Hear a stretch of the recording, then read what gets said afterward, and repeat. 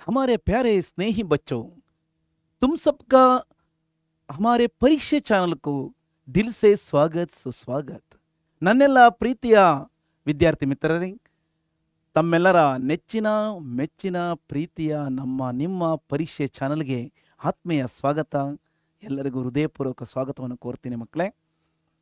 ನಾನು ಇವತ್ತಿನ ದಿವಸ ನಿಮ್ಮೊಂದಿಗೆ 10वीं कक्षा के तृतीय भाषा हिंदी विषय में ईमानदारों के सम्मेलन में प्रामाणिकर सम्मेलनದಲ್ಲಿ व्यंग्य रचना पाठ 9 के बारे में सरल संक्षिप्त और नवीनतम शैली में सारांश के रूप में इस पाठ के बारे में जानकारी के बारे में अब इस वीडियो के द्वारा देख सकते हैं. ಈಗ ನಾವು ನೀವೆಲ್ಲ ಈ ಒಂದು ವಿಡಿಯೋದಲ್ಲಿ ನಮ್ಮ 10ನೇ ತರಗತಿಯ 9ನೇ ಪಾಠವಾಗಿರ್ತಕ್ಕಂಥ ವ್ಯಂಗ್ಯ ರಚನಾ ಪಾಠ ಈಮಾನ್ದಾರೋಂಕೆ ಸಮ್ಮೇಳನ ಮೇ ಪಾಠದ ಬಗ್ಗೆ ನಾವು ಸರಳ ಮತ್ತು ಸಂಕ್ಷಿಪ್ತ ಮತ್ತು ಸಾರಾಂಶ ರೂಪದಲ್ಲಿ ನಾವು ನೀವೆಲ್ಲ ತಿಳಿಯೋಣ ಮಕ್ಕಳೇ. ನಿಮಗೆಲ್ಲ ಗೊತ್ತಿರುವ ಹಾಗೆ ನನ್ನ ಹೆಸರು ನಿಮಗೆಲ್ಲ ಗೊತ್ತಿದೆ, TVM ಸರ್. ಮೈ ಹಾಪ್ಕಾ TVM ಸರ್, ಹಿಂದಿ ಅಧ್ಯಾಪಕ, ಹಿಂದಿ ವಿಷಯ ಶಿಕ್ಷಕ. ಹಾಗೆ ಈ ಚಾನಲನ್ನು ಯಾರೆಲ್ಲ ಈಗ ಹೊಸ್ದಾಗಿ ನೋಡ್ತಾ ಇದ್ದೀರಾ, ಇನ್ನೂ ಯಾರಾದರೂ ಸಬ್ಸ್ಕ್ರೈಬ್ ಆಗಿಲ್ಲ ಅಂದರೆ ದಯಮಾಡಿ ಸಬ್ಸ್ಕ್ರೈಬ್ ಆಗಿ. ಸಬ್ಸ್ಕ್ರೈಬ್ ಆಗೋದ್ರ ಜೊತೆಯಲ್ಲಿ ಮತ್ತೊಬ್ಬರಿಗೆ ಶೇರ್ ಮಾಡಿ ಮತ್ತು ಲೈಕ್ ಕೊಡಿ. ನಿಮ್ಮ ಲೈಕೆ ನಮಗೊಂದು ದೊಡ್ಡ ಕೊಡುಗೆ ಅಂತ ತಿಳಿತೀನಿ ಮಕ್ಕಳೇ. ಈಗ ನಾವು ನೀವು ವಿಷಯಕ್ಕೆ ಬರೋಣ ಮಕ್ಕಳೇ. ಹಮಾರ ವಿಷಯ ಹೈ Hindi, our subject name is Hindi. ನಮ್ಮ ವಿಷಯ ಹಿಂದಿ ಆಗಿದೆ. ಈಮಾನ್ದಾರೋಂಕೆ ಸಮ್ಮೇಳನ ಮೇ, ಪ್ರಾಮಾಣಿಕರ ಸಮ್ಮೇಳನದಲ್ಲಿ, ಈ ವಿಷಯದಲ್ಲಿ ನಾವು ನೀವೆಲ್ಲ ಈಗ ಏನಪ್ಪ ತಿಳಿಬೋದು. ಇಸ್ ಪಾಠ ಕಿ ವಿಧಾ ಕ್ಯಾ ಹೈ, ಈ ಪಾಠದ ವಿಧ ಏನಾಗಿದೆ. ವ್ಯಂಗ್ಯ ರಚನಾ पाठ विधा है. यह व्यंग्य रचना, व्यंग्य रचना का मतलब क्या होता है, इसका अर्थ होता है कि ಇದರ ಅರ್ಥ ಏನಾಗುತ್ತಪ್ಪ ಅಂದರೆ, ವ್ಯಂಗ್ಯ ಶೈಲಿಯಲ್ಲಿ ಹಣಕ ಮಾಡುವ ರೀತಿಯಲ್ಲಿ ಒಂದು ವಿಷಯ ವಸ್ತುವಿನ ಬಗ್ಗೆ, ಇಲ್ಲಿ ಒಂದು ರೀತಿಯಲ್ಲಿ ವ್ಯವಸ್ಥೆಯ ಬಗ್ಗೆ, ಒಂದು ಸಾಮಾಜಿಕ ವ್ಯವಸ್ಥೆಯ ಬಗ್ಗೆ, ಒಂದು ವಿಡಂಬನೆಯನ್ನು ಒಂದು ಹಾಸ್ಯ ಮತ್ತು ಹಣಕ ಮಿಶ್ರಿತ ಶೈಲಿಯಲ್ಲಿ ಈ ಪಾಠವನ್ನು ಪ್ರಸ್ತುತಪಡಿಸಲಾಗಿದೆ. ಪಾಠ ಕ ನಾಮ ಹೈ ಈಮಾನ್ದಾರೋಂಕೆ ಸಮ್ಮೇಳನ ಮೇ. ಪಾಠದ ಹೆಸರು ಏನಾಗಿದೆ, ಪ್ರಾಮಾಣಿಕರ ಸಮ್ಮೇಳನದಲ್ಲಿ. ನಾವು ಕನ್ನಡ ಅರ್ಥವನ್ನು ನಾವು ಇದರ ಅರ್ಥವನ್ನು ತಿಳಿಬೋದು. ಈಮಾನ್ದಾರೋಂಕೆ ಮೀನ್ಸ್ ಪ್ರಾಮಾಣಿಕರ, ನಿಷ್ಠಾವಂತರ. ಸಮ್ಮೇಳನ ಮೇ ಒಂದು ಸಭೆಯಲ್ಲಿ ಅಥವಾ ಒಂದು ಸಮ್ಮೇಳನದಲ್ಲಿ ಏನೆಲ್ಲ ಒಂದು ಸಂಗತಿಗಳನ್ನು ನಾವು ಈ ಪಾಠದಲ್ಲಿ ನಾವು ತಿಳಿಬೋದು ವಿಷಯವನ್ನು. इस पाठ के लेखक का नाम क्या है, इस पाठ के लेखक ಹರಿಶಂಕರ್ ಪರ್ಸಾಯಿ ಜಿ. ಈ ಪಾಠದ ಲೇಖಕರ ಒಂದು ಪರಿಚಯವನ್ನು ಕೂಡ ನಾವು ಪಡೆಯಬೇಕಾಗುತ್ತೆ.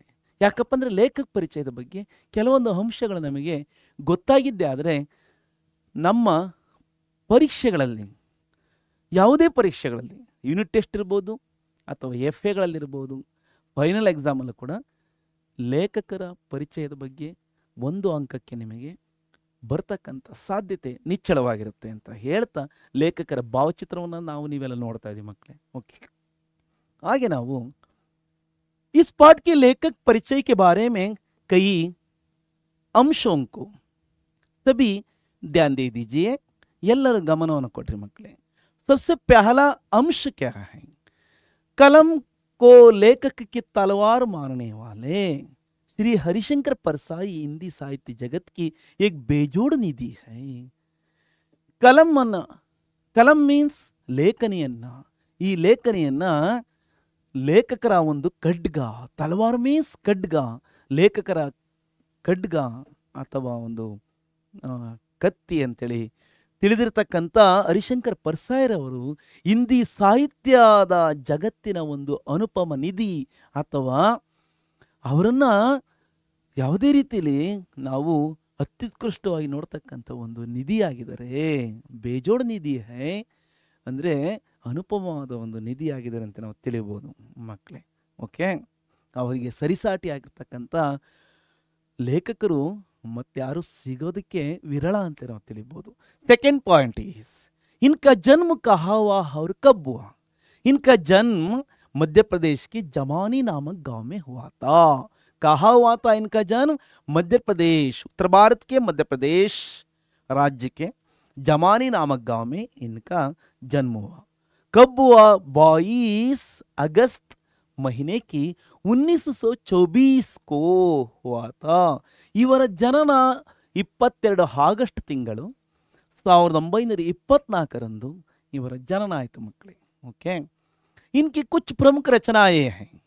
ಇವರ ಕೆಲವು ಪ್ರಮುಖ ರಚನೆಗಳನ್ನು ನಾವು ಈಗ ತಿಳಿಯೋಣ ಮಕ್ಕಳೇ।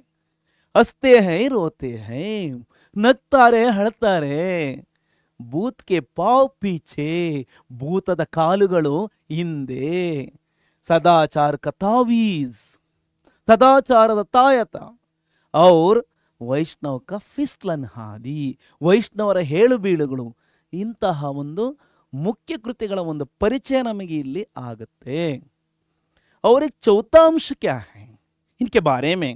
चौथा अंश है, इस प्रकार दिया गया है कि हिंदी के व्यंग्य सहित व्यंग्य साहित्य के विकास में इनका योगदान अद्वितीय है। व्यंग्य रचना शैली की साहित्य प्रकार में इनका योगदान बहुत ही ಅದ್ವಿತೀಯ है। ಇವರ ಒಂದು ಕೊಡುಗೆ ಅಂತಕ್ಕಂಥದ್ದು ಅತ್ಯಮೋಘವಾದ ಅಥವಾ ಅದ್ವಿತೀಯವಾಗಿರ್ತಕ್ಕಂಥದ್ದು। ವ್ಯಂಗ್ಯ ಸಾಹಿತ್ಯ ಶೈಲಿಯ ರಚನೆಗಳಲ್ಲಿ ಇವರ ಒಂದು ಪಾತ್ರ ಬಹಳ ಅಮೋಘವಾದದ್ದು ಅಂತ ನಾವು ತಿಳಿಬಹುದು। ಇಂತಿಷ್ಟು ಅಂಶಗಳು इन 4 अंशों में दिया गया अंश अर्थात पॉइंट्स लेखक परिचय के बारे में संक्षिप्त मात्रा में हमको किताब में भी दिया गया है। मैं उतना ही मात्र सबको बताया हूँ। ओके, आगे जाना, आगे चलकर शब्दार्थ के बारे में भी हम सारे लोगों ने ध्यान देने से पाठ पढ़ते समय, पाठ के प्रश्नोत्तर पढ़ते समय कई शब्दों का अर्थ समझ में आता है। समझ लेने से हमको पाठ के वाक्यांश और विचार समझ लेने के लिए बहुत ही हमको मदद होता है। ನಮಗೆ ಈ ಶಬ್ದಾರ್ಥಗಳನ್ನು ತಿಳಿಯೋದ್ರಿಂದ ನಮಗೆ ಪಾಠದ ಒಂದು ವಿವರಣೆಯನ್ನು ನಾವು ಅರ್ಥ ಮಾಡ್ಕೊಳ್ಳೋದಕ್ಕೆ ನಮಗೆ ಸರಾಗವಾಗುತ್ತೆ ಮಕ್ಕಳೇ। पहला शब्द क्या है? पर्दाफाश का हिंदी अर्थ है ಅನಾವರಣ, ಅನಾವರಣ, ತೆರೆದಿಟ್ಟಂತಹ ಅಂತೇಳಿ ನಾವು ತಿಳಿಬಹುದು। ಇಲ್ಲಿ ತೆರೆದಿಟ್ಟಂತಹ। दूसरा है कतई, कतई का अर्थ क्या होता है? हरगिज कभी भी। हरगिज मीन्स कभी भी, दोनों का अर्थ एक ही है, ಆಗಾಗ್ಗೆ ಅಂತ ನಾವು ತಿಳಿಬಹುದು। ಅಲ್ಫಿಯಾ ಕಸಂ ಸೆ, ಅಲ್ಫಿಯಾ ಮೀನ್ಸ್ ಕಸಂ ಸೆ ಅಂದರೆ ಆಣೆಯಾಗು, ಪ್ರಮಾಣವಾಗಿ, ಪ್ರಾಮಿಸ್ ಅಂತ ನಾವು ತಿಳಿಬಹುದು। ಚೌಥಾ तकलीफ का हिंदी अर्थ है कष्ट, कष्ट, डिफिकल्ट, डिफिकल्टी। पांचवा है शानदार का अर्थ है वैभवयुक्त, ವೈಭವಯುಕ್ತ, ಅದ್ದೂರಿಯಾಗಿ ಅಂದರೆ ವಿಜೃಂಭಣೆಯಿಂದ ಇರ್ತಕ್ಕಂಥ, ಗ್ರ್ಯಾಂಡ್ಲಿ ಅಂತ ನಾವು ತಿಳಿಬಹುದು। Okay, sixth one is delegate. इसका अर्थ हिंदी का नहीं हो शब्द अंग्रेजी का ही है, ಅದು ಇಂಗ್ಲಿಷಿನ ಪದವೇ ಆಗಿದೆ। ಹಾಗಾಗಿ ಹಿಂದಿನಲ್ಲಿ ನೇರವಾಗಿ ನಾವು ಹಿಂದಿ ಅಕ್ಷರದಲ್ಲಿ ನಾವು ಬರೆಯಲ್ಪಟ್ಟಿದೆ ಪಾಠದಲ್ಲಿ। ಡೆಲಿಗೇಟ್ ಇದರ ಅರ್ಥ ಹಿಂದಿನಲ್ಲಿ ನಾವು ಪ್ರತಿನಿಧಿ ಅಂತ ನಾವು अर्थ ಮಾಡ್ಕೋಬಹುದು। सातवां है जलसा का अर्थ होता है समारोह, और एक अर्थ भी है उत्सव। इसका अर्थ है कन्नड़ा में ಸಮಾರಂಭ ಅಥವಾ ಉತ್ಸವ ಅಂತ ನಾವು ತಿಳಿಬಹುದು। ಎಂಟನೇ ಪದವಾಗಿ ನಮಗಿರ್ತಕ್ಕಂಥದ್ದು ಗನಿಮತ್। इसका अर्थ है ಖುಷಿ ಕಿ ಬಾತ್, ಸಂತೋಷದ ವಿಚಾರ ಅಥವಾ ಸಂತೋಷದ ಸಂಗತಿ ಅಂತ ನಾವು ತಿಳಿಬಹುದು। नौवा शब्द है चश्मा। चश्मा का अर्थ क्या होता है? हैनक। हिंदी अर्थ है हैनक, अंग्रेजी में इसका अर्थ होता है कि स्पेक्टकल, ಅಥವಾ ನಾವು ಇಂಗ್ಲಿಷ್ನಲ್ಲಿ ನಾವು ಸ್ಪೆಕ್ಟಕಲ್ ಅಂತ ಹೇಳ್ಬೋದು, ಕನ್ನಡದಲ್ಲಿ ಕನ್ನಡಕ, ಸ್ಪೆಕ್ಸ್ ಅಂತ ನಾವು ಇಂಗ್ಲಿಷ್ನಲ್ಲಿ ಹೇಳ್ಬೋದು।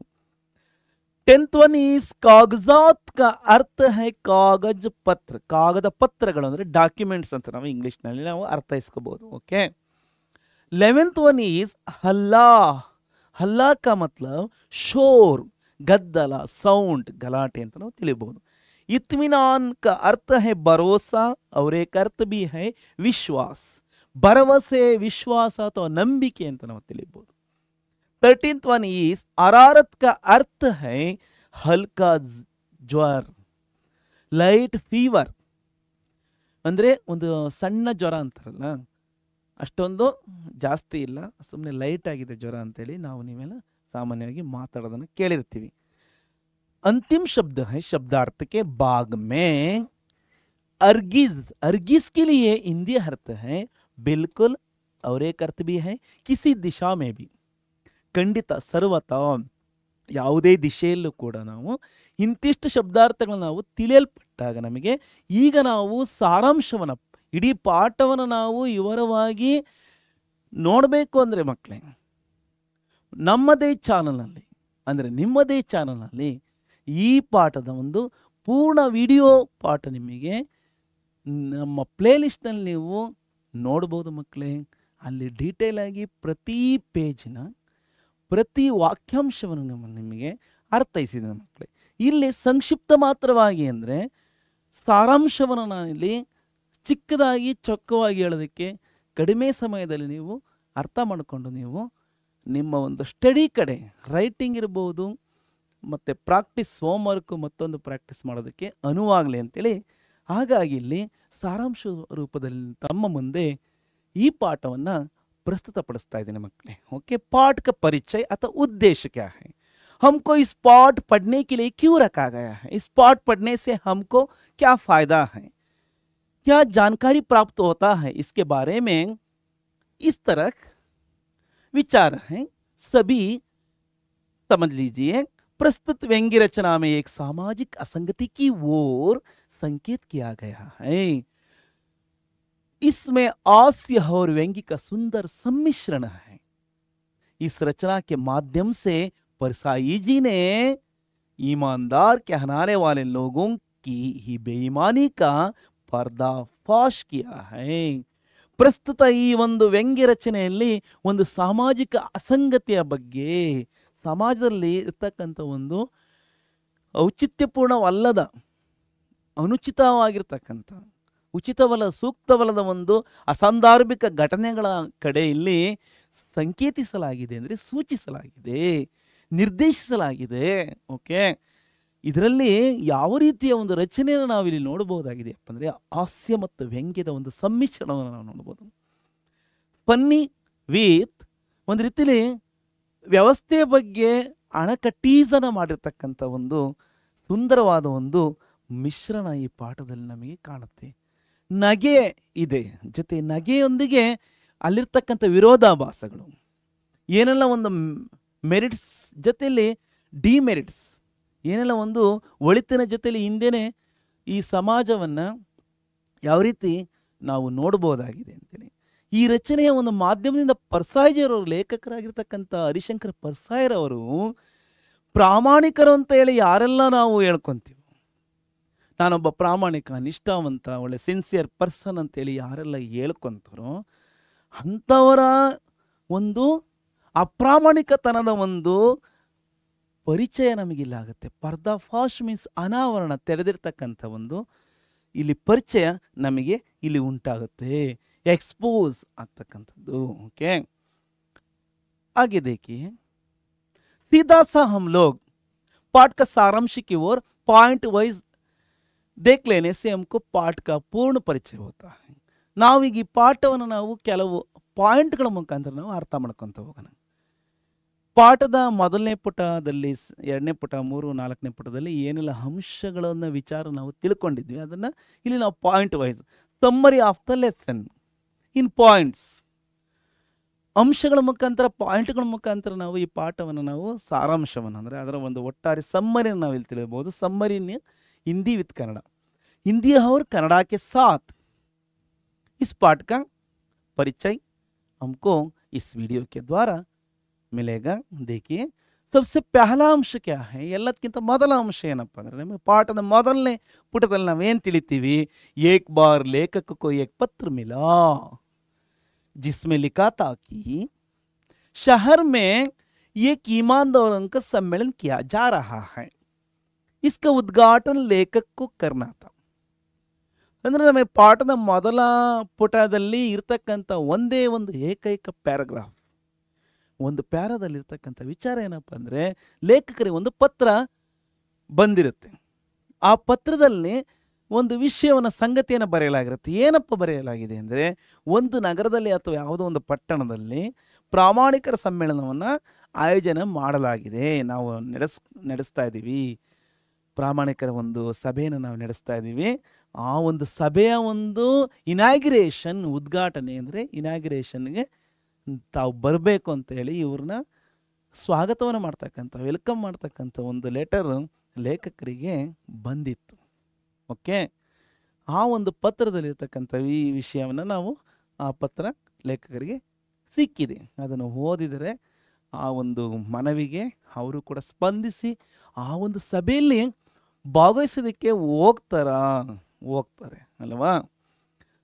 ಸೆಕೆಂಡ್ ಪಾಯಿಂಟ್ ಏನಿದೆ ಎರಡನೇ ಅಂಶದಲ್ಲಿ, पत्र के अनुसार लेखक को वे लोग आने जाने के पहले दर्जे का किराया, आवास, भोजन आदि की व्यवस्था होगी. उस पत्र में क्या लिखा था? ಆ ಪತ್ರದಲ್ಲಿ ಏನೆಲ್ಲ ಬರೆಯಲಾಗಿತ್ತು, ಆ ಪತ್ರದಲ್ಲಿರ್ತಕ್ಕಂಥ ಒಂದು ವಿಷಯದ ಅನುಸಾರ ಆ ಒಂದು ಪ್ರೋಗ್ರಾಮನ್ನು, ಆ ಒಂದು ಸಭೆಯನ್ನು ಅರೇಂಜ್ ಮಾಡಿರ್ತಕ್ಕಂಥವರು ಲೇಖಕರಿಗೆ ಬರ್ತಕ್ಕಂಥ ಮತ್ತು ಹೋಗ್ತಕ್ಕಂಥ ಒಂದು ಫಸ್ಟ್ ಗ್ರೇಡ್, ಪೆಹಲೆ ದರ್ಜೆ ಕ ಫಸ್ಟ್ ಡಿವಿಷನ್, ಫಸ್ಟ್ ಕ್ಲಾಸ್ ದರ್ಜೆಯ ಒಂದು ಟಿಕೆಟನ್ನು ಕೂಡ ಅವರಿಗೆ ವ್ಯವಸ್ಥೆಯನ್ನು ಮಾಡಿದ್ದಾರೆ. ಅಂದರೆ ರೈಲ್ವೆ ಪ್ರಯಾಣದ ಫಸ್ಟ್ ಕ್ಲಾಸ್ ಬೋಗಿಯಲ್ಲಿ ಅವರಿಗೆ ಒಂದು ವ್ಯವಸ್ಥೆಯನ್ನು, ಜೊತೆಗೆ ಅಲ್ಲಿ ಹೋದಂಥ ಸಂದರ್ಭದಲ್ಲಿ ಅವರು ಇರೋದಕ್ಕೆ ಆವಾಸ್ ಮೀನ್ಸ್ ಇರ್ತಕ್ಕಂಥ ಒಂದು ವಸತಿ ವ್ಯವಸ್ಥೆಯನ್ನು, ಕಿರಾಯ ಬಾಡಿಗೆ, ಒಂದು ರೂಮ್, ರೆಸ್ಟೋರೆಂಟ್ ಇರ್ಬೋದು, ಅದು ಅವರಿಗೆ ವ್ಯವಸ್ಥೆ ಮಾಡಿರ್ತಕ್ಕಂಥ ಒಂದು ರೂಮು ಮತ್ತು ರೈಲ್ವೆ ಒಂದು ಖರ್ಚನ್ನು ಕೊಡಬಹುದು. ಜೊತೆಗೆ ಊಟ ಉಪಚಾರ ವ್ಯವಸ್ಥೆಯನ್ನು ಕೂಡ ವ್ಯವಸ್ಥೆ ಆಗಿರುತ್ತೆ ಅಂತೇಳಿ ಆ ಪತ್ರದಲ್ಲಿ ಅವರಿಗೆ ತಿಳಿಸಲಾಗಿದೆ. ಊಟದ ಒಂದು ವ್ಯವಸ್ಥೆಯನ್ನು, ಒಳ್ಳೆ ಸ್ವಾದಿಷ್ಟಪೂರ್ಣವಾಗಿರ್ತಕ್ಕಂಥ ಊಟದ ವ್ಯವಸ್ಥೆಯನ್ನು, ಜೊತೆಗೆ ಅವರು ಉಳ್ಕೊಳ್ಳೋದಕ್ಕೆ ಒಂದೊಳ್ಳೆ ಸುಖಾಸನವಾಗಿರ್ತಕ್ಕಂಥ ರೂಮ್ ವ್ಯವಸ್ಥೆಯನ್ನು ಕೂಡ ಮಾಡಿರ್ತಕ್ಕಂಥ ನಾವು ತಿಳಿಬೋದು. थर्ड पॉइंट इज वे लोग इन्हें समझदार समझते थे और उनके अनुसार लेखक के वहां जाने से दूसरे ईमानदारों को प्रेरणा मिलेगी, लेकिन लेखक अपने को ईमानदार नहीं मानते थे. ಮೂರನೇ ಪಾಯಿಂಟ್, ನಾವು ಈ ಪಾಠದಲ್ಲಿ ನಾವೇನು ತಿಳ್ಕೊತಾ ಇದ್ದೀವಪ್ಪ ಅಂದರೆ, ಈ ಪತ್ರದಲ್ಲಿ ಏನು ಇವರನ್ನು ಯಾಕಪ್ಪ ವೆಲ್ಕಮ್ ಮಾಡಿದಾರಪ್ಪ ಅಂದರೆ, ಈ ಒಂದು ಪ್ರೋಗ್ರಾಮನ್ನು ಅರೇಂಜ್ ಮಾಡಿರ್ತಕ್ಕಂಥವ್ರು ಈ ಲೇಖಕರನ್ನು ಬಹಳ ಪ್ರಾಮಾಣಿಕರು ಅಂತೇಳಿ ಅವರು ತಿಳಿದಿದ್ದಾರೆ. ಜೊತೆಗೆ ಅವರ ಒಂದು ಪ್ರಕಾರ ಲೇಖಕರ ಈ ಒಂದು ಪ್ರೋಗ್ರಾಮಲ್ಲಿ ಬಂದು ಉದ್ಘಾಟನೆ ಮಾಡ್ತಕ್ಕಂಥ ಅತಿಥಿಗಳಾಗೋದ್ರಿಂದ ಇನ್ನು ಬೇರೆ ಪ್ರಾಮಾಣಿಕರಿಗೆ ಇವರು ಒಂದು ರೀತಿಯಲ್ಲಿ ಇನ್ಸ್ಪೈರ್ ಆಗಿರ್ತಾರೆ, ಪ್ರೇರಣಾಪ್ರದರಾಗಿರ್ತಾರೆ, ಪ್ರೇರಣೆ ಇವರು ಬೇರೆಯವರಿಗೆ ಆಗ್ತಾರೆ ಅಂತೇಳಿ ಅವರು ತಿಳಿದಿದ್ದಾರೆ. ಆದರೆ ಇಲ್ಲಿ ಲೇಖಕರು ತಮ್ಮ ಬಗ್ಗೆ ತಾವೇನು ತಿಳ್ಕೊಂಡಿದ್ದಾರೆ, ನಾನು ಈ ಒಂದು ಇಮಾನ್ದಾರ್ ಅಂತಕ್ಕಂಥ ಒಂದು ಪದಕ್ಕೆ ನಾನು ಸೂಟ್ ಆಗಲ್ಲ ಅಂದ್ಕೊತೀನಿ, ನನ್ನಲ್ಲೂ ಕೂಡ ಒಂದು ಅಪ್ರಾಮಾಣಿಕತನದ ಒಂದು ಸಂಗತಿಗಳು ಅಥವಾ ಆಲೋಚನೆಗಳು ನನ್ನಲ್ಲೂ ಕೂಡ ಮೂಡುತ್ತೆ ಅಂತೇಳಿ ಅವರ ಒಂದು ಸ್ವಂತ ಅಭಿಪ್ರಾಯ ಸೂಕ್ತವಾಗಿದೆ. ಅಪ್ನೇಕೋ ಇಮಾನ್ದಾರ್ ನಹಿ ಮಾನ್ತೈತೆ, ತನ್ನನ್ನು ತಾನು ಪ್ರಾಮಾಣಿಕ ಅಂತೇಳಿ ಅವರು ಒಪ್ಕೊತಾ ಇಲ್ಲ. ನನ್ನಲ್ಲೂ ಕೂಡ ಲೋಪದೋಷಗಳಿರ್ತವೆ, ಮನುಷ್ಯ ಅಂದಮೇಲೆ ಸಹಜ ತಾನೇ, ಒಬ್ಬ ಮನುಷ್ಯ ಅಂದಮೇಲೆ 100% ಪಕ್ಕ ಅಂತ ಹೇಳೋಕ್ಕಾಗಲ್ಲ ಅಲ್ವಾ, ಒಂದಲ್ಲ ಒಂದು ಸಣ್ಣ ಪುಟ್ಟ ದೋಷಗಳು ಇದ್ದೇ ಇರ್ತವೆ. ಹಾಗಾಗಿ ಇವತ್ತಿನ ಕಲಿಯುಗದಲ್ಲಿ, ಇವತ್ತಿನ ಒಂದು ಮಾಡರ್ನ್ ಸಿಚುಯೇಷನಲ್ಲಿ ಸತ್ಯರಿಚನ ಕಾಲದಂತೆ ನಾವು ಬಹಳ ಸತ್ಯವಂತರು, ಬಹಳ ಫ್ರಾಂಪ್ಟ್ ಆಗಿರ್ತಕ್ಕಂಥದ್ದು ಹೇಳೋದಕ್ಕೆ ಸಾಧ್ಯ ಇಲ್ಲ. ಯಾಕಪ್ಪ ಅಂದರೆ ಒಂದಲ್ಲ ಒಂದು ಸಂದರ್ಭದಲ್ಲಿ ನಾವು ಸುಳ್ಳನ್ನು ಹೇಳ್ತಾ ಇರ್ತೀವಿ, ಅವಾಗ ನಾವು ನಮ್ಮ ಅಪ್ರಾಮಾಣಿಕತನ ಒಂದು ಪ್ರದರ್ಶನ ಆಗೇ ಆಗುತ್ತೆ ಅಲ್ವಾ. ಒಂದೂ ಕೂಡ ಸುಳ್ಳಾಡದೆ ನಾವು 100% ನಾವು ನಿಜವನ್ನು ಆಡೋದಕ್ಕೆ ಕಷ್ಟ ಸಾಧ್ಯದ ಮಾತು ಅಲ್ವಾ. ಹಾಗೆ ನಾವು ಮುಂದೆ ಹೋಗೋಣ. ಈಗೇನು ನಾವು ಚರ್ಚಿಸಿರ್ತಕ್ಕಂಥ ಹಿಂದಿ ವಾಕ್ಯಾಂಶಗಳನ್ನು ನಾವು ಕನ್ನಡದಲ್ಲಿ ನಾವು ಒಮ್ಮೆ ನೋಡೋದಾದರೆ, ಓಕೆ ನೋಡಿ ಮಕ್ಕಳೇ, ಒಮ್ಮೆ ಲೇಖಕರಿಗೆ ಪತ್ರ ಬಂದಿತ್ತು. ಅದರಲ್ಲಿ ನಗರದಲ್ಲಿ ಪ್ರಾಮಾಣಿಕರ ಸಮಾವೇಶವನ್ನು ಆಯೋಜಿಸಲಾಗಿರ್ತದೆ ಎಂದು ಬರೆಯಲಾಗಿತ್ತು ಮತ್ತು ಅದನ್ನು ಲೇಖಕರಿಗೆ ಉದ್ಘಾಟಿಸಬೇಕಾಗಿತ್ತು ಅಂತೇಳಿ ನಾವು ಮೊದಲನೇ ಅಂಶವನ್ನು ತಿಳ್ಕೊಂಡ್ವಿ. ಎರಡನೇ ಅಂಶದಲ್ಲಿ ಏನಿದೆ, ಆ ಒಂದು ಪತ್ರದ ಪ್ರಕಾರ ಬರಹಗಾರರಿಗೆ ಅಂದರೆ ಈ ಒಂದು ಲೇಖಕರಿಗೆ, ರೈಟರ್ಸ್ಗೆ ಅವರ ಒಂದು ಬರ್ತಕ್ಕಂಥ ಪ್ರಯಾಣದ ಪ್ರಥಮ ದರ್ಜೆ ಟಿಕೆಟ್ ಅಮೌಂಟ್ ಇರ್ಬೋದು, ಜೊತೆಗೆ ಇರ್ತಕ್ಕಂಥ ಒಂದು ವಸತಿ, ಆಹಾರ ಇತ್ಯಾದಿಗಳನ್ನು ಒದಗಿಸಲಾಗಿರುತ್ತದೆ. ಥರ್ಡ್ ಪಾಯಿಂಟ್ ಏನಪ್ಪ ಅಂದರೆ, ಆ ಜನರ ಅವರನ್ನು ಪ್ರಾಮಾಣಿಕರು ಅಂತೇಳಿ ಅವರು ಡಿಸೈಡ್ ಮಾಡಿದ್ದಾರೆ, ಪರಿಗಣಿಸಿದ್ದಾರೆ. ಮತ್ತು ಅವರ ಪ್ರಕಾರ ಬರಹಗಾರರ ಭೇಟಿಯಿಂದ ಬೇರೆ ಪ್ರಾಮಾಣಿಕ ಜನರಿಗೆ ಸ್ಫೂರ್ತಿ ಸಿಗುತ್ತೆ. ಜೊತೆಗೆ ಅವರು ಆದರೆ ಬರಹಗಾರ ಏನು ಮಾಡ್ತಾರೆ, ಇಲ್ಲಿ ಲೇಖಕರಾಗಿರ್ತಕ್ಕಂಥ ಪರ್ಸೈಜರ್ ಅವರು ನಾನು ಪ್ರಾಮಾಣಿಕ ಅಂತೇಳಿ ನಾನು ಅಂದ್ಕೊಳಕ್ಕೆ ಸಾಧ್ಯ ಇಲ್ಲ ಅಂತೇಳಿ ಅವರು ಇದನ್ನೇನು ಮಾಡ್ತಾರಪ್ಪ ಅಂದರೆ ಒಂದು ರೀತಿಯಲ್ಲಿ ನಿರಾಕರಿಸ್ತಾರೆ ಅಲ್ವಾ. ಇಷ್ಟೆಲ್ಲ ವ್ಯವಸ್ಥೆ ಮಾಡ್ತೀವಿ ಅಂತೇಳಿ ನಾವು ಆಗಿ ಮುಂದೆ ನೋಡ್ತಾ ಹೋಗೋದಾದರೆ चौथा पॉइंट क्या है? चौथा अंश है स्टेशन पर उनका भव्य स्वागत हुआ. ಯಾವ ಒಂದು ಸ್ಟೇಷನ್ ಅಂದರೆ ರೈಲ್ವೆ ಸ್ಟೇಷನಲ್ಲಿ. ರೈಲ್ವೆ ಸ್ಟೇಷನಲ್ಲಿ ಅವರಿಗೆ ಅದ್ಧೂರಿಯಾಗಿ ಸ್ವಾಗತವನ್ನು ಮಾಡಲಾಯಿತು, ವೆಲ್ಕಮ್ ಮಾಡಿದರು. ಓಕೆ, ಕೈಸಾ ತೋ ಹೋ लगभग 10 बड़ी फूल मालाएं पहनाई गई. होटल में एक बड़े कमरे में उन्हें ठहराया गया. ಅವರನ್ನು ಬಹಳ ದೊಡ್ಡ ದೊಡ್ಡ ಹೂವಿನ ಹಾರಗಳಿಂದ ಸತ್ಕರಿಸಿ ಅವರನ್ನ ಸ್ವಾಗತವನ್ನು ಮಾಡಿದ್ದಾರೆ ಮತ್ತು ಒಂದು ದೊಡ್ಡ ಕೋಣೆಯಲ್ಲಿ ಅವರನ್ನು ಉಳ್ಕೊಳ್ಳೋದಕ್ಕೆ ತಂಗಿಸಿದ್ದಾರೆ, ಅಂದರೆ ಅವ್ರನ್ನ ಅಲ್ಲಿ ಸ್ಟೇ ಮಾಡಿದ್ದಾರೆ. पांचवा अंश है सामने हॉल में 30-35 प्रतिनिधि थे. उद्घाटन शानदार हुआ और उन्होंने 1 घंटा ಭಾಷಣ दिया. ಆ ರೂಮಲ್ಲಿ ಉಳ್ಕೊಂಡಿದ್ದಾರೆ, ಜೊತೆಗೆ ರೂಮಲ್ಲಿ ಉಳ್ಕೊಂಡಾದ್ಮೇಲೆ ಅಲ್ಲಿರ್ತಕ್ಕಂಥ ವ್ಯವಸ್ಥೆ ಏನೆಲ್ಲ ಸಿಗುತ್ತೋ ಅದು ಪಡ್ಕೊಂಡಿದ್ದಾರೆ. ಮತ್ತು ಅವ್ರ ರೂಮಿನ ಒಂದು ಮುಂದಿನ ಒಂದು ಹಾಲಲ್ಲಿ, ಮುಂದಿನ ಒಂದು ಹಾಲ್ ಇರುತ್ತಲ್ವ, ಆ ಮೀಟಿಂಗ್ ಹಾಲಲ್ಲಿ ಸುಮಾರು ಎಷ್ಟು ಜನ ಒಂದು ಮುಂದಿನ ಒಂದು ಹಾಲಲ್ಲಿ ಅಂದರೆ ನಿಮಗೆಲ್ಲ ಗೊತ್ತಿದೆ, ಒಂದು ಆ ವೇದಿಕೆ ಒಂದು ಸಭೆಯ ಹಾಲಲ್ಲಿ 30-35 ಡೆಲಿಗೇಟ್ಸ್ಗಳು ಕೂಡ ಭಾಗವಹಿಸಿದ್ದಾರೆ. ಇವರಂಥ ಅನೇಕ ಪ್ರಾಮಾಣಿಕ ಜನರು ಇದರ ಒಂದು ಉದ್ಘಾಟನೆ ಲೇಖಕರು ಮಾಡಿದ್ದಾರೆ. ಅದು ಹೇಗಿತ್ತಪ್ಪ ಅಂದರೆ ಉದ್ಘಾಟನೆ ಬಹಳ ಪ್ರತಿಷ್ಠೆಯಿಂದ ಕೂಡಿತ್ತು, ಅಂದರೆ ಒಳ್ಳೆ ಪ್ರೆಸ್ಟೇಜ್ಫುಲ್ ಆಗಿತ್ತು. ಜೊತೆಗೆ ಆ ಒಂದು ಉದ್ಘಾಟನೆ ತರುವಾಯ ಅವರು 1 ಗಂಟೆ ನಿರಂತರವಾಗಿ ಭಾಷಣವನ್ನು ಮಾಡಿದ್ದಾರೆ. ಪ್ರಾಮಾಣಿಕತೆಯ ಬಗ್ಗೆ, ಪ್ರಾಮಾಣಿಕತೆಯ ಅರ್ಥ ವಿಸ್ತಾರದ ಬಗ್ಗೆ ಇನ್ನು ಏನೆಲ್ಲ ವಿಚಾರಗಳನ್ನು ಹೇಳಬೇಕು ಅದನ್ನು ಹೇಳಿದ್ದಾರೆ.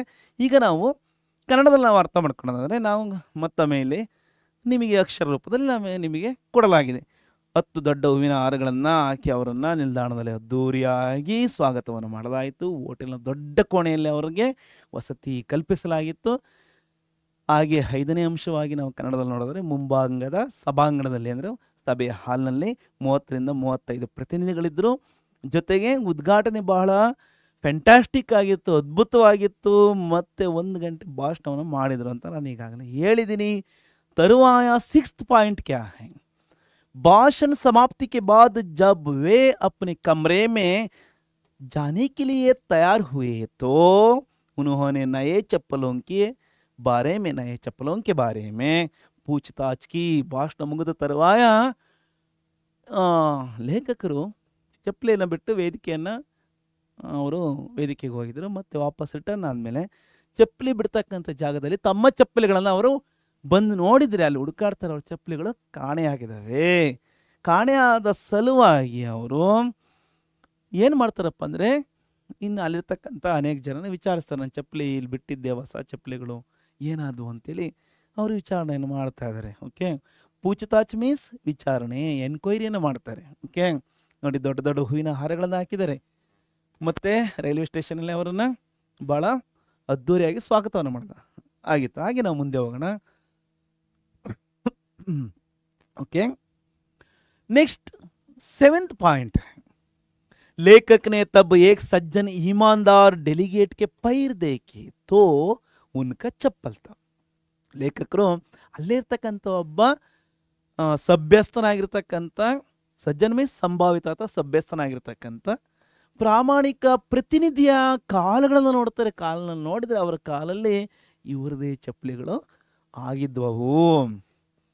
8वां है, वे सज्जन डेलीगेट लेखक को समझाने लगे कि सम्मेलन में चप्पलों को एक साथ नहीं रखनी चाहिए.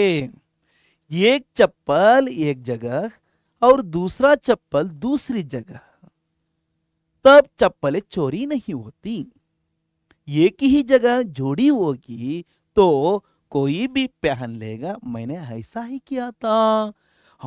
ಒಂದು ಸಜ್ಜನ ಇಮಾನ್ದಾರ್ ಡೆಲಿಗೇಟು ಲೇಖಕರಿಗೆ ಯಾವ ರೀತಿಯಲ್ಲಿ ಅರ್ಥೈಸ್ತಾರಪ್ಪ ಅಂದರೆ, ಲೇಖಕರೇ ನೀವು ಈ ಥರ ಚಪ್ಪಲಿ ಬಿಟ್ಬಿಟ್ಟು ನೀವು ಹುಡುಕಾಡೋದು ಸೂಕ್ತ ಅಲ್ಲ, ನೀವು ಈ ಥರ ಬಿಡಬೇಕಾಯಿತು. ಚಪ್ಪಲಿಗಳನ್ನು ನೀವು ಒಟ್ಟಿಗೆ ಜೊತೆಲಿ ಬಿಟ್ಬಿಟ್ರೆ ಹಾಕೊಂಡು ಹೋಗ್ದಲೇ ಇರ್ತಾರ ಬೇರೆಯವರು, ಅದು ಹೊಸ ಚಪ್ಪಲಿ ಅಂತೀರಾ.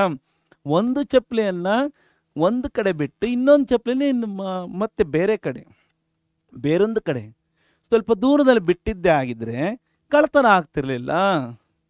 ಒಂದೇ ಕಡೆ ಇದ್ರೆ ಏನಾಗುತ್ತಪ್ಪ ಅಂದರೆ ಯಾರಾದರೂ ಎತ್ಕೊಂಡು ಹೋಗ್ಬಿಡ್ತಾರೆ. ನಾನು ಆ ರೀತಿ ಮಾಡಲಿಲ್ಲ ಅಂತೇಳಿ ಈ ರೀತಿ ಲೇಖಕರಿಗೆ ಬುದ್ಧಿವಾದವನ್ನು ತಿಳುವಳಿಕೆಯನ್ನು ಇಲ್ಲಿ ಕೊಡ್ತಾ ಇದ್ದಾರೆ.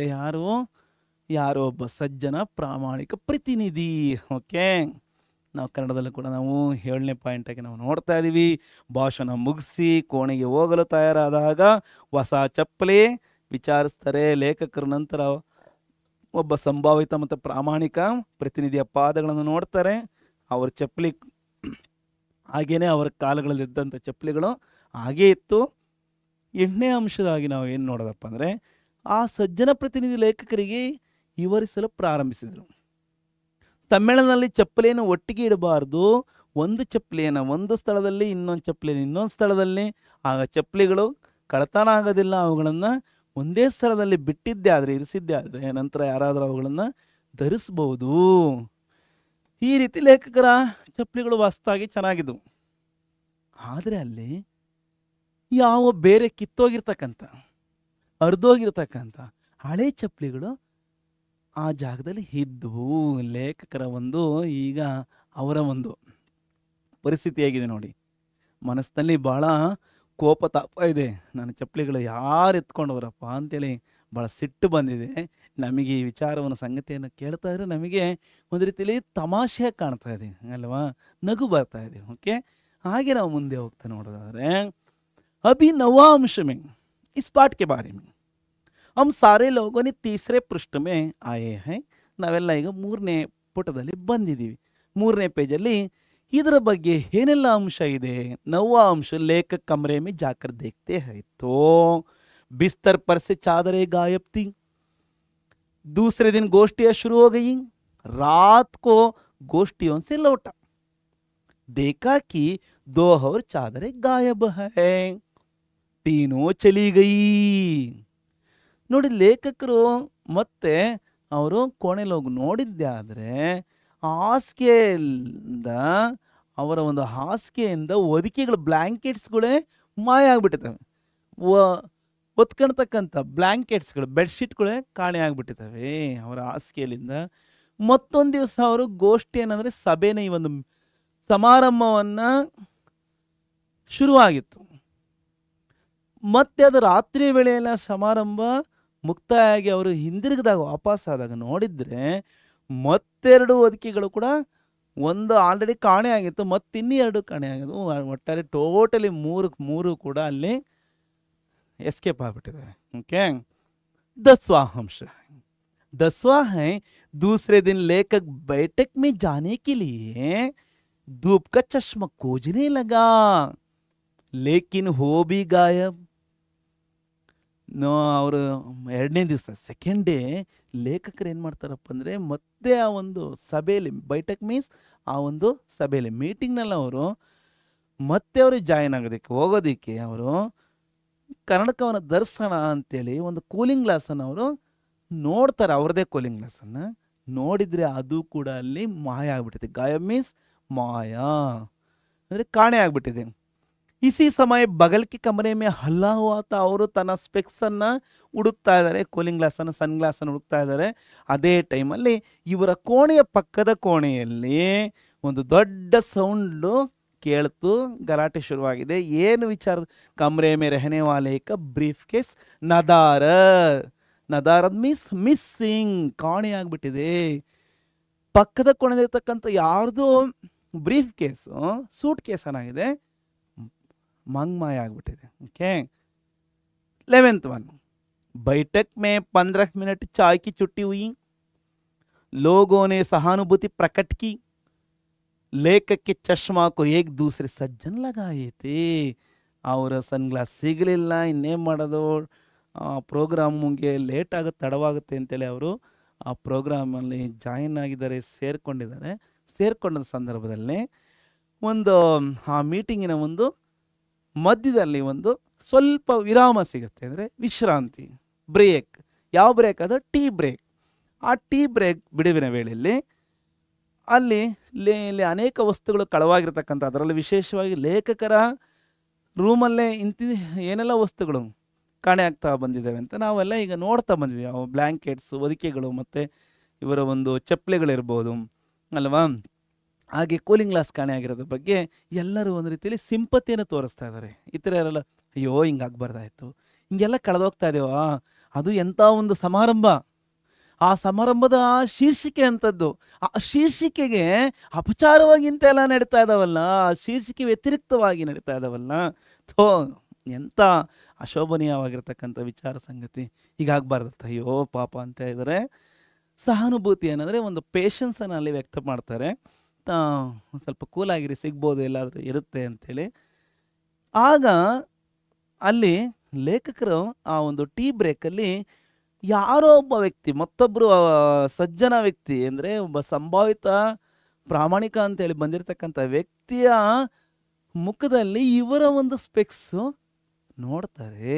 ಹೋ ಇಲ್ಲಿದೆ ಅಲ್ಲ ನನ್ನ ಕನ್ನಡಕ ಅಂತೇಳಿ ನೋಡ್ತಾರೆ. ಓಕೆ, ಅವರದೇ ಕೊನೆಯ ವ್ಯಕ್ತಿ.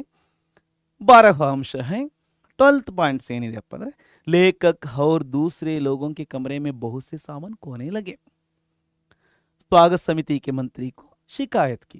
ಈ ರೀತಿ ಅನೇಕ ವಸ್ತುಗಳು ಕಳುವಾಗ್ತಾ ಇರತಕ್ಕಂಥದ್ದನ್ನು ಲೇಖಕರು ಮತ್ತು ಇನ್ನು ಬೇರೆ ಪ್ರಾಮಾಣಿಕರ ಜನಗಳು ಯಾರೆಲ್ಲ ಇದ್ದರೋ ಅವರ ಕೋಣೆಯಲ್ಲೂ ಕೂಡ ಭಾಳಷ್ಟು ವಸ್ತುಗಳು ಕಳುವಾಗತೊಡಗು.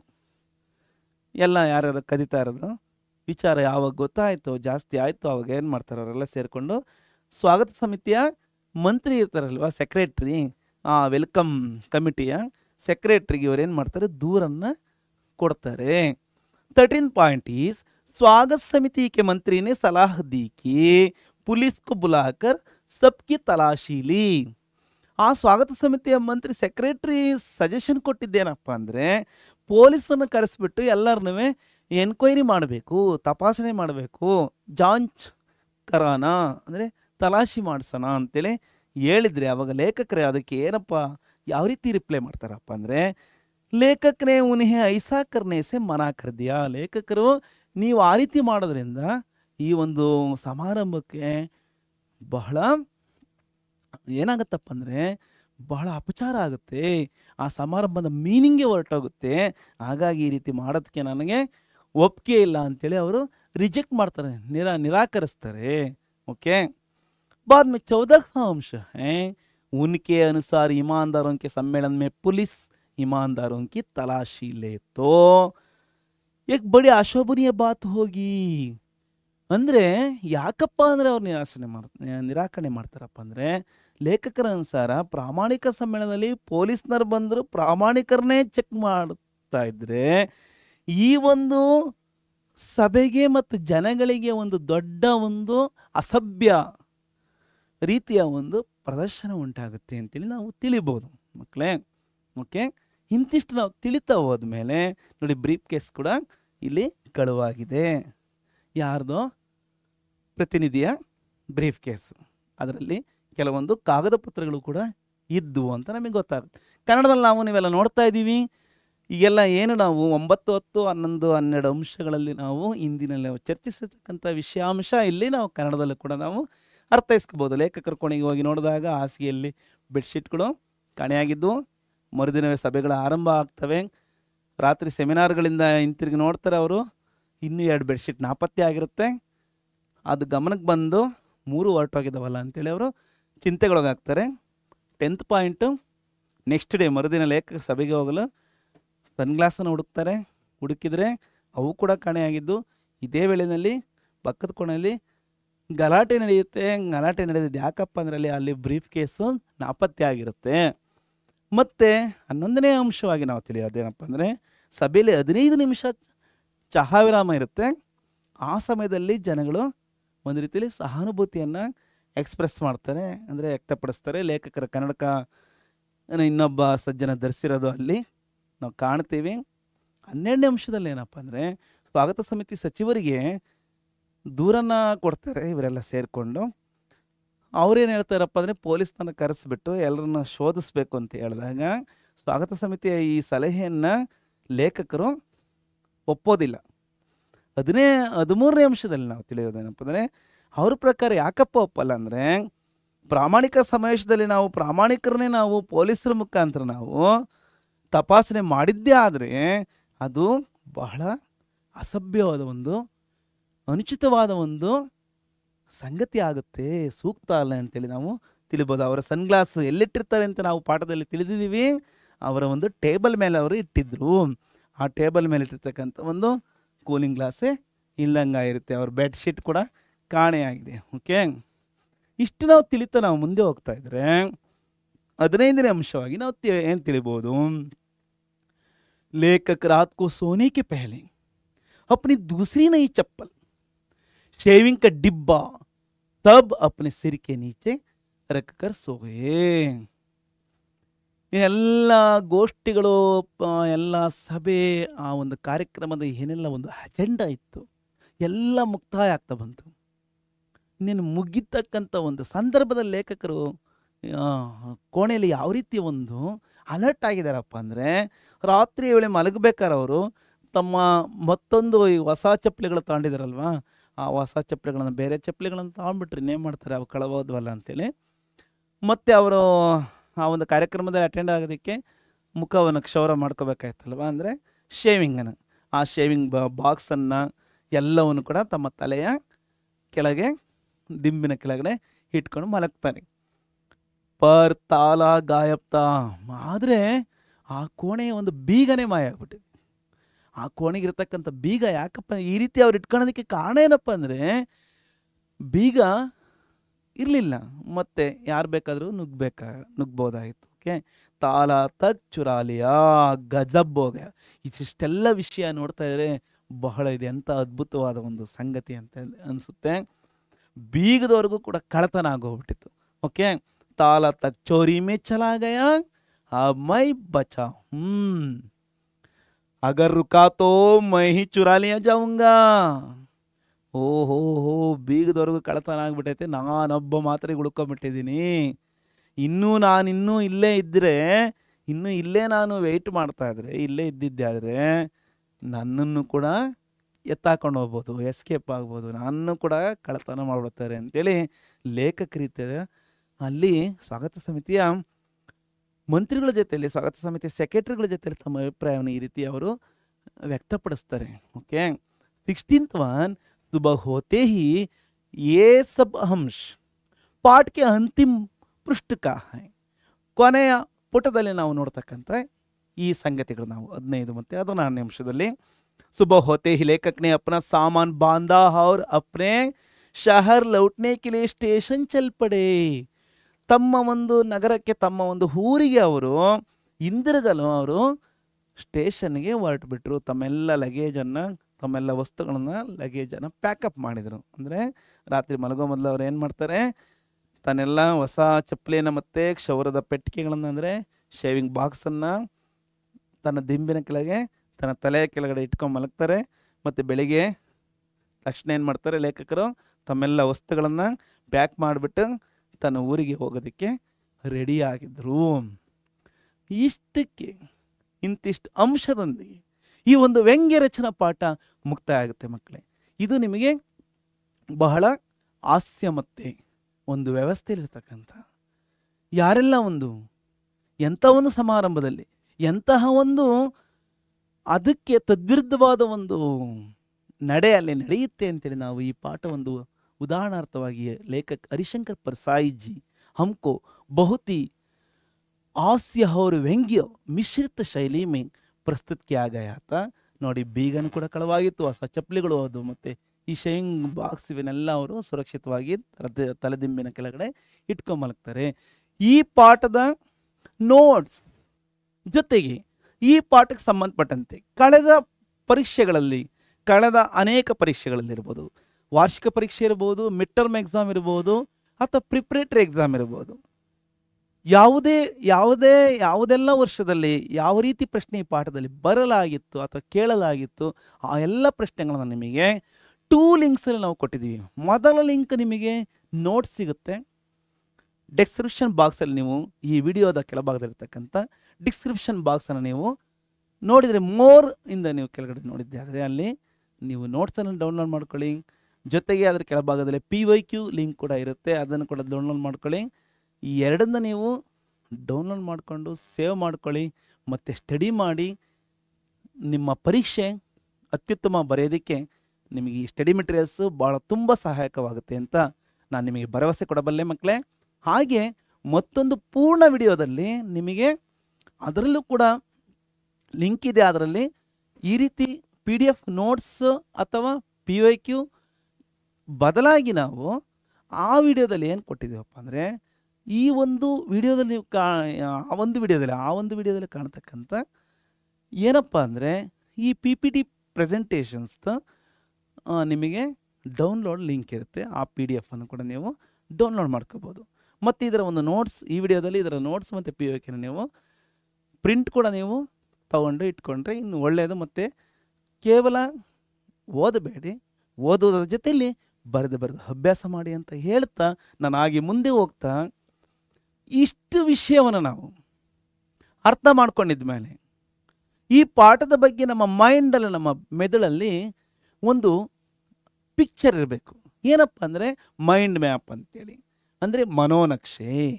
ನಮ್ಮ ಮನಸ್ಸಿನಲ್ಲಿ ಇದರದೇ ಆದ ಒಂದು ನಕ್ಷೆ ಇರಬೇಕು, ಮ್ಯಾಪ್ ಇರಬೇಕು. ಏನಪ್ಪ ಮ್ಯಾಪ್ ಅಂದರೆ ಈ ಪಾಠದ ಹೆಸರು ನಮಗೆ ಗೊತ್ತಿರಬೇಕು. पाठ का नाम क्या है? पाठ 9 व्यंग्य रचना पाठ ईमानदारों के सम्मेलन में लेखक का नाम क्या है? हरिशंकर परसाई जी। इस पाठ के संबंध में क्या क्या मुख्यांश है, मेन पॉइंट्स, आ पॉइंट्स ಗೊತ್ತಾಗ್ಬಿಟ್ರೆ ನಮಗೆ ಆ ಪಾಯಿಂಟ್ ಮುಖಾಂತರ ಇನ್ನು ಪಾಯಿಂಟ್ಸ್ ಡೀಟೇಲ್ಸ್ ಎಲ್ಲ ನಮಗೆ ರೀಕಾಲ್ ಆಗ್ಬಿಡಬೇಕು, ನೆನಪಿಗೆ ಬಂದ್ಬಿಡಬೇಕು. ओके, लेखक परिचय। सबसे पहले लेखक परिचय में लेखकों के बारे में क्या क्या विचारांश है, उनके बारे में, संबंधित जन्मस्थल और जन्मदिन कब, और साथ में उनके द्वारा रचित प्रमुख रचनाओं के बारे में भी इन्हें याद कर लीजिए।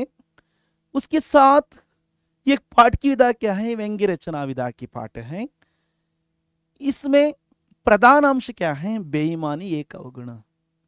ಅಪ್ರಾಮಾಣಿಕತನ ಅಂತಕ್ಕಂಥದ್ದು ಒಂದು ಕೆಟ್ಟ ಒಂದು ಆಟಿಟ್ಯೂಡ್, ಅದು ಕೆಟ್ಟ ನಡೆ, ಅದು ನಮಗೆ ತರವಲ್ಲ, ನಮಗೆ ಅಪ್ಲಿಕೇಬಲ್ ಅಲ್ಲ, ಅದು ನಾವು ಅದನ್ನು ರಿಜೆಕ್ಟ್ ಮಾಡಬೇಕು ಅಂತೇಳಿ ನಾವು ತಿಳಿಬಹುದು. ಓಕೆ, ಇಸ್ ಪಾಠ में ಬಹುತಮ್ ಅಧಿಕತಮ್ ವಿಚಾರ क्या है? ಚೋರಿ ಕೆ ಬಾರೆ में, ಕಳ್ಳತನದ ಬಗ್ಗೆ ಪಾಠದಲ್ಲಿ ಒಂದು ಕಳ್ಳತನದ ಬಗ್ಗೆ ನಾವು ನೋಡ್ತೀವಿ. ಆ ಕಳ್ಳತನದಿಂದ ನಮಗೆ ಎಂಥ ಒಂದು ಟೈಟಲ್ ಸಿಗುತ್ತೆ, ಅಪ್ರಾಮಾಣಿಕರು. ಆ ಅಪ್ರಾಮಾಣಿಕತನದ ಒಂದು ನೇಮು ನಮಗೆ ಬೇಕಾ ಇಲ್ಲ ಅಲ್ವಾ? ಮತ್ತು ಇಲ್ಲಿ ಯಾರೆಲ್ಲ ಬರ್ತಾರೆ? ಸಜ್ಜನ್ ಡೆಲಿಗೇಟ್ಸ್ ಇರ್ತಾರೆ ಈ ಪಾಠದಲ್ಲಿ. ಆ ಸಜ್ಜನ್ ಡೆಲಿಗೇಟ್ಸ್ ಅವರಲ್ಲಿ ನಾವು ಕಾಣತಕ್ಕಂಥ ಒಂದು ಅಪ್ರಾಮಾಣಿಕತನದ ಒಂದು ಪ್ರದರ್ಶನವನ್ನು ನಾವು ನೋಡ್ತೀವಿ. ಸುಳ್ಳನ್ನು ಹೇಳ್ತಕ್ಕಂಥ, ತಮ್ಮನ್ನು ತಾವು ಸಮರ್ಥಿಸ್ಕೊಳ್ತಕ್ಕಂಥದ್ದು. ಅವ್ರ ಗೋಷ್ಠಿಯ, ಮತ್ತು ಈ ಪಾಠದಲ್ಲಿ ಯಾವ ಒಂದು ಗೋಷ್ಠಿಗಳ ಸಭೆಗಳಿದೆ, ಪ್ರಾಮಾಣಿಕತನದ ಬಗ್ಗೆನೇ ಇರ್ತಕ್ಕಂಥ ಈ ಒಂದು ಸಭೆ ಗೋಷ್ಠಿಗಳು, ಏನೆಲ್ಲ ಒಂದು ಗೋಷ್ಠಿಗಳಿರುತ್ತೆ, ಆ ಗೋಷ್ಠಿಗಳ ಸಂದರ್ಭದಲ್ಲಿ ಏನೆಲ್ಲ ಮಾಯ ಆಗ್ತವೆ? ಚಾದರೆ, ಗಾಯಂ, ಹೊದಿಕೆಗಳು ಮಾಯ ಆಗ್ತವೆ. ಧೂಪ್ ಕ ಚಶ್ಮಾ ಬಿ और ಬ್ರೀಫ್ ಕೇಸ್ ಬಿ ನದಾರದ್. ಓಕೆ, उसके बाद है ನೆಕ್ಸ್ಟ್ ಒನ್ ಈಮಾನ್ದಾರಿ ಕ ಮಹತ್ವ, ಪ್ರಾಮಾಣಿಕತೆ, ಅಪ್ರಾಮಾಣಿಕತೆ. ಇವೆಲ್ಲ ನಾವು ಡಿಮೆರಿಟ್ಸನ್ನು ಡಿಲೀಟ್ ಮಾಡ್ತಾ ಮೆರಿಟ್ಸನ್ನು ನಾವು ಅಪ್ಲಿಕೇಬಲ್ ಮಾಡ್ತಕ್ಕಂಥದ್ದು ವಿಚಾರ ಏನಪ್ಪ ಅಂದರೆ ಪ್ರಾಮಾಣಿಕತೆಯ ಮಹತ್ವ ಎಂಥದ್ದು, ಇಂಪಾರ್ಟೆನ್ಸ್ ಆಫ್ ಸಿನ್ಸಿಯರ್ನೆಸ್. ಓಕೆ, ಅದ್ರ ಬಗ್ಗೆ ನಾವು ಏನು ಅಡಾಪ್ಟ್ ಮಾಡ್ಕೋಬೇಕು ಅಂತೇಳಿ ನಮಗೆ ಈ ಪಾಠ ನಮಗೆ ಒಂದು ಸುಂದರವಾದ ಒಂದು ಸಂದೇಶವನ್ನು ಕೊಡುತ್ತೆ. ಓಕೆ, और साथ में स्वागत समिति का परिचय होता है पाठ के अंतिम पृष्ठों में. ಪಾಠದ ಕೊನೆಯ ಭಾಗದಲ್ಲಿ ನಾವು ಸ್ವಾಗತ ಸಮಿತಿಯ ಜೊತೆಯಲ್ಲಿ ಏನೆಲ್ಲ ಚರ್ಚೆ ಆಗುತ್ತೆ, ಅವರು ಎಂಥ ಸಲಹೆ ಕೊಟ್ಟರು, ಆ ಸಲಹೆಗೆ ಇಲ್ಲಿ ಲೇಖಕರ ಒಂದು ಅಸಮ್ಮತಿಯನ್ನು ನಾವು ತಿಳ್ಕೊತೀವಿ. ಯಾಕೆ ಅಸಮ್ಮತಿ ಅಂದರೆ, ಪೊಲೀಸರಿಂದ ಪರಿಶೀಲನೆ ಮಾಡಿದ್ದೇ ಆದರೆ ಬಂದಿರತಕ್ಕಂಥವರೆಲ್ಲರೂ ಪ್ರಾಮಾಣಿಕರು ಅಂತಕ್ಕಂಥ ಒಂದು ಪದನಾಮಕ್ಕೆ ಚ್ಯುತಿ ಉಂಟಾಗುತ್ತೆ, ಧಕ್ಕೆ ಉಂಟಾಗುತ್ತೆ. ಮತ್ತು ಪೊಲೀಸರು ಕೂಡ ಇಂಥ ಒಂದು ಕಾರ್ಯಕ್ರಮದಲ್ಲಿ ಇಂಥ ಒಂದು ಅಚಾತುರ್ಯವೇ ಅಂಥೇಳಿ ಅವರು ಕೂಡ ನಮ್ಮನ್ನು ಅನುಮಾನಾಸ್ಪದವಾಗಿ, ಶಂಕಾಸ್ಪದವಾಗಿ ನೋಡ್ತಕ್ಕಂಥ ಒಂದು ಪ್ರಮೇಯ ಉಂಟಾಗುತ್ತೆ ಅಂತೇಳಿ ನಾವು ತಿಳಿಬೋದು. ಮತ್ತು ಈ ಪಾಠಕ್ಕೆ ಸಂಬಂಧಪಟ್ಟಂತೆ ಅಭ್ಯಾಸ ಪ್ರಶ್ನೋತ್ತರಗಳು, ಏಕವಾಕ್ಯ में उत्तर लिखिए, 2-3 वाक्यों में उत्तर लिखिए और साथ में कई व्याकरणांश आधारित विलोम शब्दों, वचन संबंध शब्दों को भी देख सकते हैं। और भाषा ज्ञान में काल परिचय के बारे में, काल परिचय वर्तमान काल, भूतकाल, भविष्य काल के बारे में भी कई वाक्यांशों को भी देख सकते हैं। काल परिवर्तित के बारे में, परिवर्तन के बारे में भी भाषा ज्ञान के अंतर्गत हम सारे लोग अभ्यास कर सकते हैं। ओके, ಇಷ್ಟು ನಮಗೆ ಇರಬೇಕಾಗುತ್ತೆ ಮಕ್ಕಳೇ। ತರುವಾಯ ನಾವು इस पाठ का आशय क्या है, इस पाठ हमें क्या देने को चाहता है, उसके बारे में इस तरह समझ ले सकते हैं। देख ಈ ಬಗ್ಗೆ ನಾವು ತಿಳಿಬಹುದೇನಪ್ಪ ಅಂದರೆ इस जगत में अच्छाई बुराई दोनों दिखाई देती है। ಈ ಪ್ರಪಂಚದಲ್ಲಿ ಒಳ್ಳೆಯದು ಮತ್ತು ಕೆಟ್ಟದ್ದು ಅಂತಕ್ಕಂಥದ್ದು ಎರಡನ್ನೂ ಕೂಡ ನಾವು ಕಾಣಬಹುದು। ಎರಡೂ ಇದ್ದೇ ಇರುತ್ತೆ ಪ್ರಪಂಚ ಅಂದಮೇಲೆ, ಒಂದು ಸಮಾಜ ವ್ಯವಸ್ಥೆ ಅಂದಮೇಲೆ ಒಳ್ಳೆಯದು ಇರುತ್ತೆ ಕೆಟ್ಟದ್ದು ಇರುತ್ತೆ। ಅವಾಗ ಎರಡೂ ಇದ್ದಾಗ ಒಳ್ಳೆಯದು ಯಾವ ರೀತಿ मुख्य आगुत्ते, मुख्य ಆಗಬೇಕು ಅಂತ ನಾವು ತಿಳಿಬಹುದು। अंश क्षीर न्याय की तरह इनमें हमें सिर्फ अच्छाई को अपनाकर बुराई छोड़ देना चाहिए। अंश क्षीर ನ್ಯಾಯದಂತೆ ನಾವು ಯಾವ ರೀತಿ ಹಂಸ ಪಕ್ಷಿ ತಾನು ನೀರಲ್ಲಿದ್ದರೂ ಕೂಡ ಅದರಲ್ಲಿ ನೀರಲ್ಲಿರ್ತಕ್ಕಂಥ ಒಂದು ಕಲ್ಮಶಗಳನ್ನು ಬಿಟ್ಟು ಯಾವ ರೀತಿ ಹಾಲಿನಂತಹ ಒಂದು ಪರಿಶುದ್ಧವಾಗಿರ್ತಕ್ಕಂಥ ನಿರ್ಮಲವಾಗಿರ್ತಕ್ಕಂಥ ಪದಾರ್ಥಗಳನ್ನು ಚೂಸ್ ಮಾಡ್ತಕ್ಕಂಥದ್ದು, ಆಯ್ದುಕೊಳ್ತಕ್ಕಂಥದ್ದು, ಆಯ್ಕೆ ಮಾಡ್ತಕ್ಕಂಥ ಒಂದು ಈ ಸಮಾಜ ಅಂದರೆ ಒಂದು ನದಿ ಸಮುದ್ರ ಇದ್ದಂಗೆ ಅದರಲ್ಲಿ ಕಸ ಕಡ್ಡಿನೂ ಇರುತ್ತೆ, ಒಳ್ಳೆ ಪದಾರ್ಥಗಳು ಕೂಡ ಇರುತ್ತೆ, ಮುತ್ತುರತ್ನಗಳು ಕೂಡ ಇರ್ತವೆ, ಮತ್ತು ತಿಂತಕ್ಕಂಥ ಮೀನು ಮತ್ತೊಂದು ಪ್ರಾಣಿಗಳಿರ್ತವೆ। ಅದರಲ್ಲಿ ಯಾವುದು ಸೂಕ್ತವಾದದ್ದು ನಾವು ಹುಡುಕಿ ನಾವು ತಗೋಬೇಕಾಗತ್ತೆ। ಅಂದರೆ ಕೆಟ್ಟದ್ದನ್ನು ನಾವು ಅಲ್ಲೇ ಬಿಡಬೇಕಾಗತ್ತೆ, ಒಳ್ಳೆಯದನ್ನು ಮಾತ್ರ ನಾವು ರಿಸೀವ್ ಮಾಡ್ಕೋಬೇಕಾಗತ್ತೆ। ಬೇಯಿಮಾನಿ ಬಿ ಏಕ ಅವಗುಣ, ಅಪ್ರಾಮಾಣಿಕತನ ಅಂತಕ್ಕಂಥದ್ದು ಕೂಡ ಒಂದು ಕೆಟ್ಟ ಗುಣವಾಗಿದೆ। ಅಪ್ರಾಮಾಣಿಕತನ ಅಂತಕ್ಕಂಥದ್ದು ಬಹಳ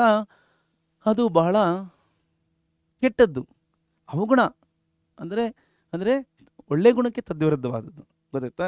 ಬೇಯಿಮಾನ ಪರ್ व्यंग्य करते हुए प्रस्तुत रचना द्वारा लेखक हरिशंकर प्रसाद जी ने सचेत किया है कि हम ಬೇಯಿಮಾನಿ से दूर रहे। ನಾವು ಅಪ್ರಾಮಾಣಿಕತನದಿಂದ ನಾವು ದೂರ ಇರಬೇಕು। ಬೇಯಿಮಾನಿ ಮೀನ್ಸ್ ईमानदारी विलोम है, प्रामाणिकतनಕ್ಕೆ ईमानदारी के लिए यह उल्टा है, उल्टे हैं। देखिए समझ में आ गया। ये सब अंशों को समझ लेने के बाद इतने समय तक इस वीडियो देखने के लिए व्यतीत हुए सभी बच्चों को मेरी ओर से बहुत ही है ना, बहुत ही आभारी हूँ। देखिए ಇದುವರೆಗೂ ತಾವೆಲ್ಲ ಈ ಒಂದು ವಿಡಿಯೋವನ್ನು ಏಕಚಿತ್ತತೆಯಿಂದ ಬಹಳ ಆಸಕ್ತಿದಾಯಕವಾಗಿ ಬಹಳ ಇಂಟ್ರೆಸ್ಟ್ ಆಗಿ ನೀವೆಲ್ಲ ನೋಡಿದ್ದೀರಾ, ಚೆನ್ನಾಗಿ ಅರ್ಥ ಮಾಡ್ಕೊಂಡಿದ್ದೀರಾ ಅಂತ ನಾನಾದರೂ ತಿಳಿತಾ ನಮ್ಮ ಯೂಟ್ಯೂಬ್ ಪರೀಕ್ಷೆ ಚಾನಲಲ್ಲಿ ನಿಮಗೆ ಇನ್ನೂ ಇತರೆ ವಿಷಯಗಳು ಅಂದರೆ ಹಿಂದಿಯ ಜೊತೆಗೆ ಇನ್ನೂ 5 ವಿಷಯಗಳು ಕೂಡ ನಿಮಗೆ ನಮ್ಮೆಲ್ಲ ಟೀಮ್ನವರು ಎಲ್ಲ ವಿಷಯ ಪರಿಣಿತರು ನಿಮಗೆ ಅತ್ಯುತ್ಕೃಷ್ಟವಾಗಿ ಪಾಠ ಬೋಧನೆಯನ್ನು ಮಾಡ್ತಾ ಇರ್ತಾರೆ। ನೀವು ನೋಡ್ತಾ ಇರಿ, ನೋಡ್ತಾ ಗ್ರಹಣೆ ಮಾಡಿ ಗ್ರಹಿಸ್ಕೊಂಡು ಚೆನ್ನಾಗಿ ಅಭ್ಯಾಸ ಮಾಡಿ ಪ್ರತಿ ವಿಡಿಯೋದ ಪ್ರತಿ ಸಬ್ಜೆಕ್ಟಿನ ಪ್ರತಿ ವಿಡಿಯೋದ ಡಿಸ್ಕ್ರಿಪ್ಷನ್ ಭಾಗದಲ್ಲಿ ನೀವು ನೋಟ್ಸ್ ಮತ್ತು POQ ಡೌನ್ಲೋಡ್ ಮಾಡಿ ಮತ್ತು ನಮ್ಮ ಚಾನಲ್ನಲ್ಲಿ ನೀವು ಯಾವುದೇ ಸಮಸ್ಯೆ ತೊಂದರೆಗಳಂದರೆ ಪ್ರಶ್ನೆಗಳು ಇದ್ದರೆ ಪಾಠ ಪದ್ಯಗಳಿಗೆ ಸಂಬಂಧಪಟ್ಟಂತೆ ಯಾವುದೇ ಚಾಪ್ಟರ್ಗೆ ಸಂಬಂಧಪಟ್ಟಂತೆ ನಿಮ್ಮ ಡೌಟ್ಸ್ ಇದ್ದರೆ ಕಾಮೆಂಟ್ ಬಾಕ್ಸಲ್ಲಿ ಕಾಮೆಂಟ್ ಮಾಡಿ ಮರಿಬೇಡಿ, ತಪ್ಪದೆ ಕಾಮೆಂಟ್ ಮಾಡಿ। ನಿಮ್ಮ ಒಂದು ಪ್ರಶ್ನೆಗಳಿಗೆ ನಿಮ್ಮ ಒಂದು ಸಜೆಷನ್ಸ್ಗೂ ಕೂಡ ಬೇಕು ನಮಗೆ, ಹಾಗಾಗಿ ಸಲಹೆ ಸೂಚನೆಗಳಿದ್ದರೂ ಕೂಡ ಕೊಡಿ, ಅದಕ್ಕೆ ನಾವು ಖಂಡಿತ ನಾವು ಉತ್ತರವನ್ನು ಕೊಡ್ತೀವಿ, ರಿಪ್ಲೈ ಮಾಡ್ತೀವಿ ಅಂತ ಹೇಳ್ತಾ ಮರೆಯದೆ ಕಾಮೆಂಟ್ ಮಾಡಿ, ಲೈಕ್ ಮಾಡಿ, ಶೇರ್ ಮಾಡಿ। ನಿಮ್ಮ ಯೂಟ್ಯೂಬ್ ಚಾನಲ್ ಸದಾ ನಿಮ್ಮೊಂದಿಗೆ, ನಿಮ್ಮ ಪರೀಕ್ಷೆ ಚಾನಲ್ ಸದಾ ನಿಮ್ಮ ಜೊತೆ ಇರುತ್ತೆ। ಹಾಗೆ ನಾವು ಯೂಟ್ಯೂಬ್ ಚಾನಲ್ ಮಾತ್ರ ಅಲ್ಲ, ಇನ್ಸ್ಟಾಗ್ರಾಮಲ್ಲೂ ಕೂಡ ನಾವು ಸಿಗ್ತೀವಿ, ವಾಟ್ಸಪ್ ಚಾನಲಲ್ಲೂ ಕೂಡ ನಿಮಗೆ ದೊರಿತೀವಿ। ಹಾಗಾಗಿ ಮತ್ತೆ ನಾನು ನಿಮಗೆ ಮುಂದಿನ ವಿಡಿಯೋದಲ್ಲಿ ಮತ್ತೊಂದು ಪಾಠ ಪದ್ಯಾಂಶದ ಜೊತೆಯಲ್ಲಿ ಮತ್ತೆ ನಿಮ್ಮ ಮುಂದೆ ಮುಖಾಮುಖಿ ಆಗ್ತೀನಿ। ಅಲ್ಲಿವರೆಗೂ ಎಲ್ಲರಿಗೂ ಧನ್ಯವಾದ।